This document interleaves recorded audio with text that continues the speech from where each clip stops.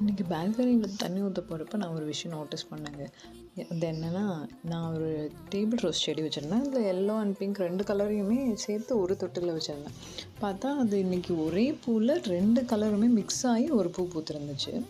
அது பார்த்தோன்னே செம்ம சர்ப்ரைஸ் ஆகிடுச்சு. ஸோ கிராஃப்டிங்லாம் பண்ணி இந்த மாதிரி வர வைக்கிறது ஈஸி, பட் நேச்சுரலாக வந்து இந்த மாதிரி நடக்கிறது ரேர் தானே. பட் தென் அது 2மே வந்து கிட்டத்தட்ட ஒரு 6-7 மந்த்ஸ் அந்த ஒரே தொட்டியில் தான் நான் 2 கலர் செடியும் வச்சுருக்கேன். ஸோ ஆஃப்டர் 7 மந்த்ஸ் இந்த மாதிரி ஒரு விஷயம் நடக்குது. அப்போ எனக்கு என்ன தோணுச்சுன்னா, இதை பார்க்குறப்போ 2 வித்தியாசமான கலர் உள்ள ஒரு செடி, பட் தென் ரொம்ப நாள் கூடவே இருக்கப்போ அதுக்குள்ளேயே இவ்வளோ இன்ஃப்ளூயன்ஸ் நடக்குதுன்னா பார்த்துக்கோங்களேன்.